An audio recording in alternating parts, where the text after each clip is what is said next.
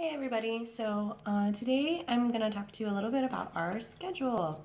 I'm a stay-at-home mom of two boys, so one's 4 and one's 2, so we stay very busy, and there's a lot of different things that you can do with your kids to keep them busy and to do a little bit of like kind of at-home schooling for your preschool kids when you get to spend some time with them. So as a stay-at-home parent, it's really important to make sure that they're getting everything that they need and everything that is going to prepare them the best for school and for life.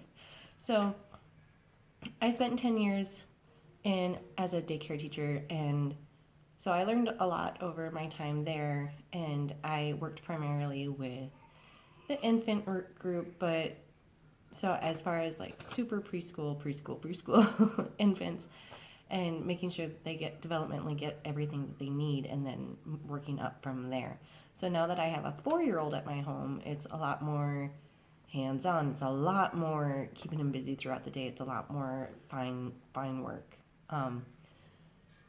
compared to the 1-year-old. So, but I'll go through what we do in our normal day, and it's a little bit scrunchy, but that's my handwriting. So I'll kind of talk you through what we do and some of the different things I do with the kids. So we are not morning people in my house. We don't get up at 6 in the morning for like any reason. So we usually start our day around 8:30ish, and I mean, when you're making your own schedule, it's really important to go with what works for you. If you have older kids who need to get to school and you have to get everybody up at 6 or 6:30, 7 o'clock, then adjust your schedule. And obviously, this is what works for us because we don't have anywhere to go or anywhere to be. So we sleep in the mornings and we stay up a little bit later at night. But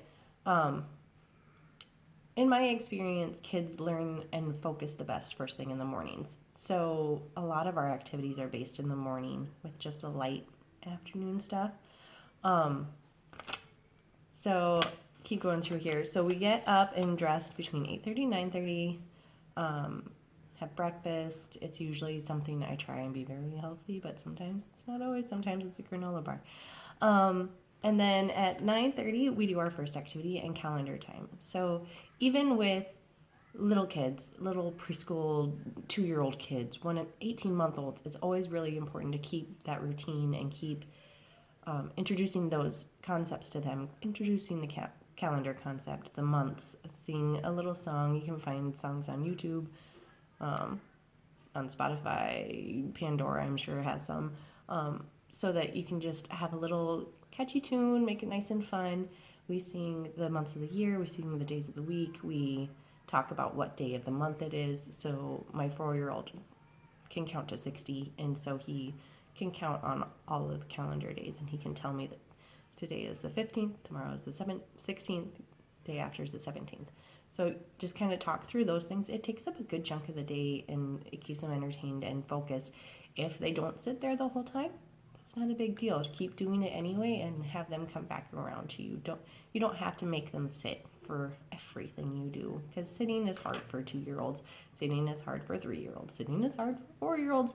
It's a concept that you have to build up to and keep working on. So don't be frustrated if they run away, if they go start playing with really loud, noisy toys.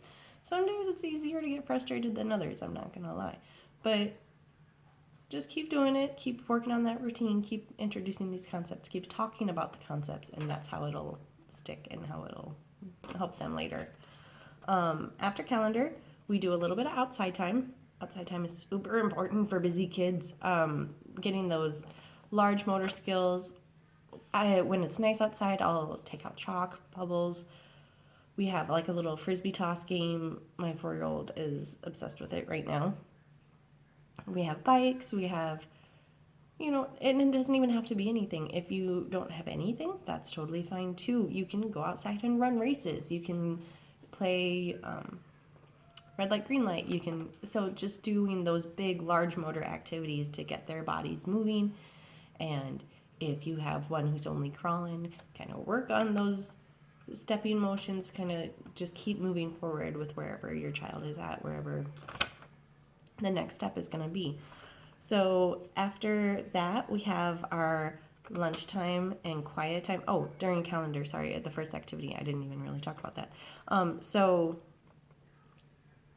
I kind of separated it into some different groups here. I don't know if you guys can see that. So the main groups are that I set it up into is fine motor, math, science, literacy, language, sensory, gross motor, art, dramatic play, and then I kind of did a free choice day. Those are on Saturdays because it's easy to get rid of your Saturdays. They just fly by. So what I do is I pick a activity that focuses just on these. It doesn't have to be a crazy specific activity. For fine motor, you want to work with Play-Doh. You want to do coloring. You want to do work with straws. There's this cool activity where you try and get a rubber band on a pool noodle. That's really good for those fine muscle skills, fine motor skills. So what that's doing is it's strengthening up those muscles so that they can later on use those muscles to learn how to write, to learn how to do that kind of stuff. Math, you count to 5, count to 10. Like, math doesn't have to be hard.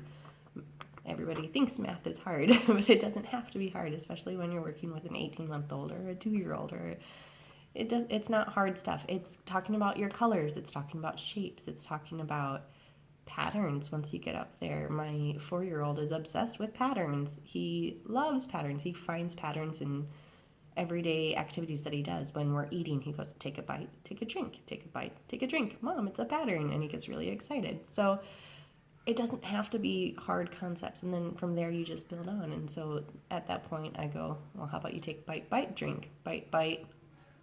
He goes, drink. And I'm like, so you build on that pattern and you make the pattern more difficult. Science is the same way.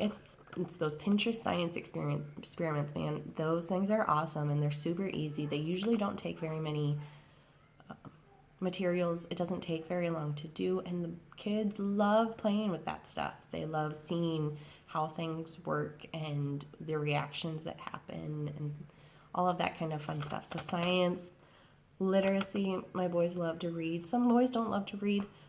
When my 2-year-old was first born, he had no interest in books, like none. He just tore up all my books. He had no interest, which was entirely opposite from my first child, because at 18 months he was sitting in this huge pile of books and like slowly turning the paper pages and just looking at the pictures because he liked books and he's always liked books. Well, I think part of that rubbed off onto my younger one because now he sits for books and he always brings books over to me, and it helps that I have a lot of books. There's a lot of really good programs where you can get free books. The Dolly Parton Imagination Library, that's a great way to get free books delivered to your house every month. And the great thing about it, I didn't know this, but with your second child, they send you different books. So you don't have double copies of all the same books. They keep track of that stuff. It's really awesome, and it's just a great way to get free books. If you go to a daycare, even just 1 or 2 days a week, a lot of them have the Scholastic book clubs. I really like those too because they have a lot of dollar books, and it's just dollars, and you don't have to worry about shipping costs because it goes to the school. And so there's not any extra fees or anything hidden with that. So if you can find a daycare in your area or a teacher friend or anybody who does Scholastic, that's the great way to do it. And most teachers who do Scholastic are really excited to let you use them because every time people order through them, they get to pick out free books for every book you buy. So a lot of teachers want people to go through them and want people to use the Scholastic Book Club because they get stuff from it too. So it's a good way to get some cheap books for you and to help out the teachers and help the other kids at the school or the daycare or wherever that does it. Anyway, I'm getting way off track. So language, I work on baby sign with the babies, and then once we start getting into language, my 4-year-old can tell you all the Spanish colors and just introducing different languages. Even if you don't fluently speak, because I don't speak Spanish, but even if you don't fluently speak any other language, it's really nice to get them exposed to that. So I can do numbers in 4 different languages, count to 10 in 4 different languages. And so now my 4-year-old can too. So even just working on little things like that. And you can find that all on the internet. It's not like I had to do a whole lot of research to figure out how to count 1 to 10 in French or German. So languages are super important. It kind of, and then that opens up the door too to talk about different cultures and different ways people talk and ways people communicate with each other. And at that point, you can start bringing in different holidays, different traditions, things like that, that other cultures do. And you can really open the door and get your kids kind of exposed to different cultures and things like that way too. So you can talk about the languages during language time. And then later on in dramatic play time, you can be like, oh, well, remember when we were talking about Spanish? Well, the Spanish people, they celebrate Dia de los Muertos instead of Halloween. Do you want to, talk about that and kind of change up your dramatic play? And instead of doing Halloween and dressing up in costume, you can talk about Dia de los Muertos and talk about abuelas and family and that kind of stuff. So you can kind of introduce different concepts like that too as far as cultures. Sensory, art, dramatic play, gross motor, those are all kind of self-explanatory. I don't feel like I need to go into that. Sensory is anything, you can just get ice cubes out of the freezer and let them play with that for a while. You can also, if you have little toys, you can freeze them in the ice cubes and let them play with them as they melt, and then the toy eventually comes out because it's just water. So there's lots of different ways that you can play with sensory. You can for art, you can add the sensory into art. You can dip. For babies, it's really easy to that Insta rice meal cereal stuff. You can just add a little bit of food coloring to that and let them paint with it. And that way, if they eat it, it's not a big deal. If they make a mess with it, it's an easy cleanup.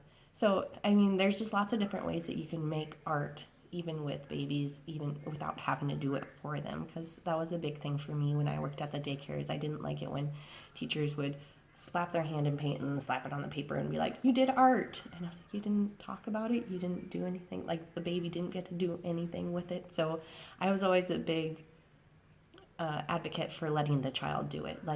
And whatever they made it. And that's more of, it doesn't look great, but they made it. That's theirs. And you give them the choice on how to work with that material and how to do that. So, off track again. So these are the activities that we do during the day. So, and I kind of split it up into the days that we have together. I do work a couple days, so I kind of let my husband have the free days because it's easier for him. And that way, if he has an appointment or somewhere to go, he doesn't have to worry. He's like, well, I didn't do art today. It's okay. It's not a big deal. And it's the same with me whenever I have an appointment or something. I'm like, well, we're skipping this project for right now and we'll get back to it later.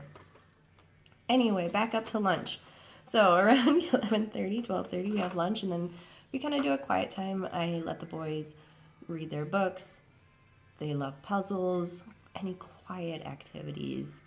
I try and stay away from the TV as much as possible. It's really easy to fall into that turn the TV on and just let them go phase, but it is very important to keep kids entertained and focused, and having that consistent schedule really does help them, especially building up for school, because they will have that schedule that they follow every single day and that routine. It's very important for kids. When you throw them off routine, it really throws them off for a few days. It's not just for an hour. Even us, when we get thrown off our routine, we get a little grumpy and frustrated. So it's important to kind of keep that routine with kids. After quiet time, we have nap, and then whoever wakes up first gets to do a quiet activity. That's kind of the time that I usually put a movie on, because they can sit and they are just waking up and they're not really focused on anything yet. I'll put on PBS Kids. I love PBS Kids. It's free. It's wonderful. Everything's super educational. Some of the shows are a little bit annoying, but I get over it because it's super educational. So that's usually what happens right after nap time. And then we have a snack because they can't make it all the way till dinner.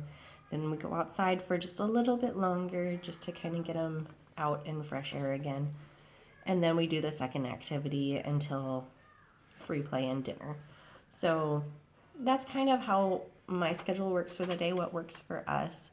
No, I don't do it every day. No, I don't do every single thing every day. But like I said, having that routine and that consistency is pretty important. My son does have dance class on Thursdays, and so we have to kind of bump everything up in the afternoon to make sure that we can get to dance on time. My 2 year old has a library class thing he does on Tuesday mornings, so we kind of skip Tuesday morning routine stuff because we go to the library, which is a great activity to do anyway. And I do also try and get them out of the house to do something at least once a week, whether it's the library or we have a children's museum that we have a membership to here in my town. It's like a science children's museum. It's really cool. They have dinosaurs up right now. That's their big thing. And so they have like excavation sites and stuff like that. So we have a membership to that. The last few years, we've had memberships to the zoo because I'm lucky enough to live in a town that has a zoo too. If you don't have those kind of things, just the library or going out to the park, going on an adventure. You can make going grocery shopping into a learning adventure. A lot of the time, that's what I'll do for my math activity is we'll go to the library and we'll talk about the numbers at the grocery store, and I'll have my son pick out the numbers, and they like to help pay and that kind of stuff. So it's not really hard to get a lot of the stuff done. If you guys have any questions, let me know. Thank you for listening to this super long video. I will talk to you guys later. Bye.